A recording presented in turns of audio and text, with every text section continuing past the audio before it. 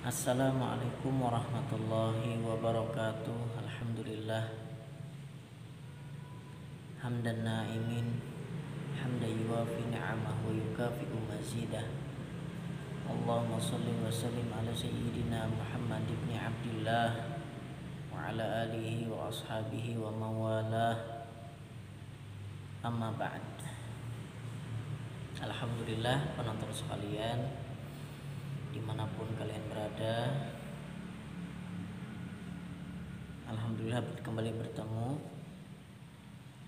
Dan bagi yang belum subscribe agar bisa berlangganan channel saya ini, semoga channel ini bermanfaat buat penonton dimanapun kalian berada. Adapun tema bahasan yang akan kita kaji kali ini adalah tentang ciri-ciri orang beriman. Baiklah, kita akan mengutip surah Al-Mu'minun yang artinya orang-orang beriman. A'udzu billahi minasyaitonir rajim. Bismillahirrahmanirrahim. Qad aflahal mu'minuna alladzina hum fi salatihim khashi'un walladzina hum 'anil lagwi mu'ridun walladzina hum lizzakati fa'ilun walladzina hum lifurujihim hafizun illa 'ala azwajihim aw ma malakat aymanuhum fa innahum ghairu malumin faman ibtagha wara'a dzalika fa ulaika humul 'adun walladzina hum li amanatihim wa ahdihim ra'un walladzina hum 'ala salawatihim yuhafizun ulaika humul warithun alladzina yarithuna al-firdaus hum fiha khalidun. Shadaqallahul azim wa shadaqa rasuluhul karim wa nahnu 'ala dzalika minasy syahidin. Amin ya rabbal alamin. Adapun artinya, jadi dari ayat ini kita dapat mengutip apa saja sih ciri-ciri orang beriman itu. Ya. Sungguh beruntung orang yang beriman itu. Jadi orang yang beruntung itu adalah orang yang mau beriman kepada Allah. Sungguh-sungguh merugi nanti di akhirat orang-orang yang tidak sempat beriman di dunia. Ya. Alhamdulillah kita dilahirkan sebagai orang yang Islam, beriman kepada Allah dan Rasulullah SAW. Yaitu siapa mereka? Yaitu orang yang pertama khusyuk dalam sholatnya. Bagaimana cara khusyuk itu ada video saya sebelumnya. Khusyuk itu maksudnya hadirnya hati di dalam sholat. Khusyuk bisa juga bermakna khasyah, takut, merasa diawasi, merasa dilihat. Jadi ketika sholat itu kita merasa berhadapan dengan Allah, dialog sama Allah, sehingga tidak mau sembarangan dalam mengerjakan sholatnya. Fokus dia di dalam sholat. Itu yang pertama cirinya, yaitu khusyuk. Orang beriman itu sholatnya. Kemudian orang yang menghindari perkataan atau perbuatan yang tidak berguna atau sia-sia. Bahkan tertawa terbahak-bahak, ini bahaya. Tertawa terbahak-bahak itu nanti bisa mematikan hati, meredupkan iman. Maka apabila hati sudah mati, ya sulit hatinya tergerak untuk melakukan ibadah kepada Allah Subhanahu wa taala. Kemudian orang yang menunaikan zakat, karena ini wajib bagi orang Islam untuk menunaikan zakat. Kemudian orang yang memelihara kemaluannya. Maksud memelihara kemaluan adalah dia melakukan hubungan biologis itu kepada yang istrinya yang sah, ya. Tidak mencari wanita lain yang tidak sah bagi dirinya. Dan di dalam ayat ini dikatakan wa ma malakat aiman, yaitu orang yang menjadi budak atau hamba sahaya. Ini budak ini tidak ada lagi sekarang ya. Budak sahaya ini terjadi di masa Rasulullah masih ada, bahkan terjadi sudah jauh sebelum masa Nabi kita ada. Sudah ada perbudakan itu. Perbudakan itu bisa didapat dari peperangan, mungkin musuh kalah, kemudian ada yang bisa dijadikan budak. Ya, yang dimaksud di sini adalah perbudakan perempuan misalkan. Maka sang pemilik budak tadi kalau masa dulu itu boleh berhubungan intim kepada budaknya, karena budak itu dikategorikan sebagai mamluk, kepemilikan. Maka boleh berhubungan kepada budak atau hamba sahaya. Tapi alhamdulillah sekarang setelah Islam datang, Rasulullah perlahan sedikit demi sedikit menghapuskan perbudakan itu, karena dianggap melanggar hak asasi manusia. Itulah indahnya Islam membawa kesejahteraan bagi kehidupan manusia. Sebagaimana Nabi Yusuf alaihissalam dulu kan ditemukan oleh orang-orang pedagang yang sedang berjalan. Ketika itu beliau berada di dalam sumur. Ketika dibuang oleh saudara-saudaranya, kemudian diperjualkan, kemudian dibeli oleh orang kaya juga yang bernama Kitmir. Nah, Kitmir itulah yang memiliki istri yang bernama Zulaikha. Disitulah Zulaikha bertemu dengan Nabi Yusuf alaihissalam dan jatuh cinta. Alhamdulillah tidak ada lagi perbudakan saat ini.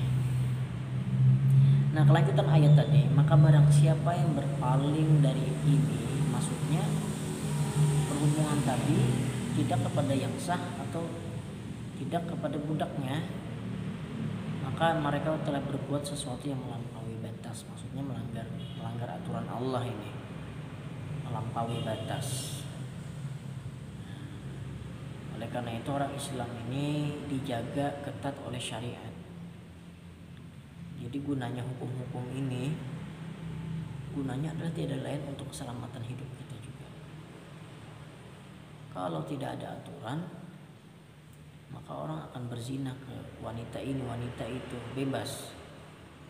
Oleh karena itu Allah ciptakan penyakit HIV. Nah, itu kan berbahaya, penyakitnya mematikan, dan katanya belum ada obatnya sampai sekarang. Nah, jadi syariat Allah itu gunanya untuk menghindarkan dari penyakit itu juga kita, supaya siklus kehidupan dunia ini teratur lah, tidak bertabrakan, baik, seimbang. Baiklah, kemudian apalagi ciri-ciri orang beriman tadi, yaitu mereka yang apabila mengemban amanah, membuat janji, mereka menepati janjinya, bertanggung jawab terhadap amanah yang dibebankan kepada mereka, tidak khianat terhadap kepercayaan orang lain. Itu ciri orang beriman. Misalkan megang uang rakyat dan memang disampaikan untuk kepentingan masyarakat pada umumnya gitu, amanah berarti orang. Baiklah, kemudian yaitu orang yang memelihara sholatnya. Di dalam ayat lain Allah Subhanahu wa taala berfirman, "Inna sholata kanat 'alal mu'minina kitaban mawquta." Sesungguhnya Allah telah menetapkan waktu-waktunya sholat itu bagi orang-orang yang beriman. Kenapa Allah menggunakan kata mukmin? Karena memang orang-orang beriman saja yang memperhatikan waktu sholat itu. Kalau orang tidak beriman, otomatis dia tidak akan memperhatikan waktu sholat. Apalagi kalau misalnya imannya tipis sekali, orangnya Islam tapi tidak terlalu terpanggil hatinya ketika mendengar azan, itu seperti biasa-biasa saja. Ya, kalau mukmin maka dia akan segera menunaikan apa yang menjadi hak Allah, yaitu sholat fardu. Nah, di ujung ayat tadi Mereka itulah pewaris surga Firdaus. Surga Firdaus ini adalah surga yang paling puncak, yang paling tinggi. Ada beberapa tingkatan surga, dan surga Firdaus merupakan surga yang paling tertinggi, yang mana di dalamnya itu ada para nabi, para syuhada, dan yang paling kita rindukan yaitu baginda Rasulullah Muhammad Sallallahu Alaihi Wasallam. Maka barang siapa yang bisa masuk ke dalam surga Firdaus, otomatis akan berjumpa dengan baginda Rasulullah Muhammad Sallallahu Alaihi Wasallam. Nah, bagaimana caranya kita agar bisa masuk ke dalam surga Firdaus? Ya tadi, rentetan-rentetan tadi. Meski kita miliki, harus kita coba gapai, kita latih agar bisa mencapai itu semua. Hum fiha khalidun, mereka kekal di dalamnya, karena akhirat itulah yang selama-lamanya, sedangkan dunia ini hanyalah sementara tapi sangat bermakna di akhirat. Sementara, sebentar, tapi pertanggungjawabannya panjang sekali di akhirat, dan itulah nanti yang akan menentukan bagaimana keadaan kita di akhirat, kehidupan dunia ini. Ya, semoga kita selamat dan masuk ke dalam surganya. Amin ya rabbal alamin. Itu tadi saya kutip dari surah Al-Mu'minun, belum lagi dari ayat yang lain. Kalau dari ayat yang lain, misalkan dalam surah Al-Anfal, Allah Subhanahu wa taala berfirman, innamal mu'minuna alladzina idza dzukirallahu wajilat qulubuhum wa idza tuliyat 'alaihim ayatuhu zadatuhum imanan wa 'ala rabbihim yatawakkalun. Sesungguhnya kalau di dalam Al-Qur'an itu menggunakan kata innama, sesungguhnya hanya, seperti ini pengecualiannya, kecuali hanya orang-orang yang berimanlah yang apabila disebutkan nama Allah bergetar hatinya. Pernah tidak kita mendengar ayat Al-Quran lalu bergetar hati ini? Pernah tidak? Nah, itu menunjukkan kadar iman kita kepada ayat-ayat Allah, kepada cinta kita kepada Allah. Misalkan gini, seseorang itu yang belum menikah nih ya, misalkan demen, suka sama orang, misalkan laki-laki suka sama perempuan, kemudian ada orang yang nyebut nama perempuan yang dia suka tadi kepada laki-laki tadi, misalkan Yolanda, disebutlah nama tadi. Kalau hatinya bergetar, berarti memang ada cinta di dalam hati laki-laki tadi kepada perempuan tadi.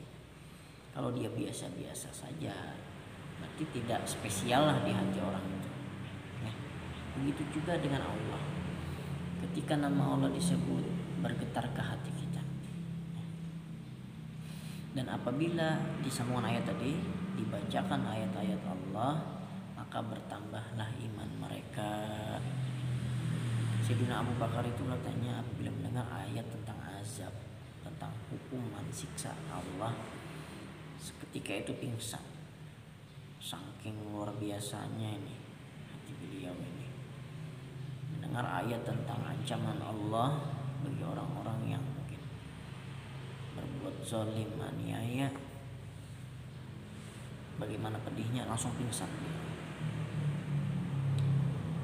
Dan mereka bertawakal hanya kepada Allah.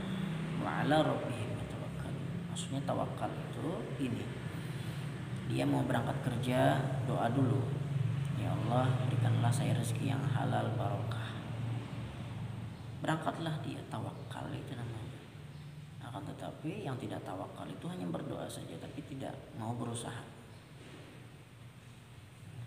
pasrah dengan keadaan yang ada. Ya, kalau orang-orang yang wali-wali Allah itu memang doanya langsung cash dijawab oleh Allah. Kalau kita ini, kita berbeda tingkatnya ya, mesti berusaha, bukan hanya berdoa. Nah, tawakal itu penting. Itulah ciri-ciri orang beriman. Misalkan mau berangkat kerja, dia sholat sunat duha dulu. Luar biasa nih, selalu menghadirkan Allah di dalam setiap aktivitas kehidupannya. Kemudian lagi di dalam surah At-Taubah ada juga ciri orang beriman lainnya, yaitu mereka akan melakukan amar ma'ruf nahi munkar. Amar menyuruh, ma'ruf kebaikan, menyuruh kebaikan ya. Jadi ini suatu tugas bagi kita semua Orang tua punya tugas untuk menyuruh kebaikan kepada anaknya, dan siapa yang ditanggung olehnya, ya. Tapi berikanlah nasihat yang baik, karena mudah-mudahan dengan sebab nasihat baik tadi, orang yang dinasihati mau menjadi baik. Tapi ingat, yang memberi hidayah bukanlah diri kita. Oleh karena itu sampaikanlah nasihat kebaikan dengan kebaikan, karena kita tidak punya kuasa untuk memberi hidayah. Bahkan Rasulullah SAW pun tidak bisa memberikan hidayah kepada paman beliau sendiri, Abu Lahab, untuk masuk ke dalam Islam. Adalah keluarga beliau sendiri. Oleh karena itu sudah sangat jelas bahwasanya hidayah itu datang dari Allah. Oleh karena itu apabila kita melihat kemungkaran, jadi amar ma'ruf nahi mungkar, mencegah kemungkaran ini juga ciri-ciri orang beriman. Janganlah kita saling mencaci maki. Janganlah kita saling menjelek-jelekan. Karena sekali lagi hidayah itu milik Allah. Kita cukup menyampaikan kebaikan seperti ini, Al-Quran menjelaskan seperti ini, tapi kita tidak bisa memaksa orang untuk berubah, karena hidayah itu milik Allah. Setidaknya yang paling tidak kita suka adalah sikapnya. Adapun jiwanya, orangnya jangan kita benci, karena di dalam dirinya terdapat nur baginda Rasulullah. Ya, para nabi, alam semesta dengan seluruh isinya, jagat raya ini semuanya terpancar daripada nurnya Nabi Muhammad SAW. Dan di dalam diri kita pun terdapat nurnya baginda Rasulullah. Maka janganlah kita memaki orang, jangan sampai. Karena Islam ini yang diutamakan adalah liutammima makarimal akhlaq, akhlak yang baik. Jadi yang kita benci adalah sifatnya. Oleh karena itu di dalam hadis Rasulullah SAW, idza ra'a minkum munkaran, apabila engkau melihat suatu kemungkaran itu umum apa saja, perjudian, mabuk-mabukan, atau apalah yang tidak sesuai dengan arahan ajaran agama kita, maka kata Rasulullah, falyughayyirhu biyadihi, maka cegahlah dengan tanganmu. Dari tafsir ini, dengan tangan ini maksudnya adalah cegahlah dengan kekuasaan, kalau kita punya kekuasaan. Oleh karena itu sebenarnya seorang kepala desa itu lebih mudah untuk memberantas kemungkaran itu, karena dia punya kekuasaan. Ya. Maka apabila tidak bisa, kata Rasulullah, maka dengan lisan dinasihatin. Tapi terkadang ada juga orang yang tidak bisa nasihat dengan lisan, ya, karena kita diberikan kelebihan masing-masing. Ada yang bisa dengan ucapan, ada yang dengan keterampilan atau tadi kekuasaan tadinya. Maka kata Rasulullah, apabila tidak bisa juga, maka cukuplah engkau benci dengan hatimu. Maksudnya perbuatan tadi engkau tidak suka, tidak mendukungnya, untuk ingin mencegah tapi tidak mampu, tapi setidaknya dia membenci dari hatinya. Dzalika adhaful iman, itulah selemah-lemahnya iman, kata Rasulullah SAW. Nah, itulah tadi beberapa ciri-ciri orang beriman. Semoga akhir hayat kita apa yang menjadi ciri orang beriman tadi dapat kita miliki. Amin ya Allah. Amin. Terima kasih, semoga bermanfaat. Wassalamualaikum warahmatullahi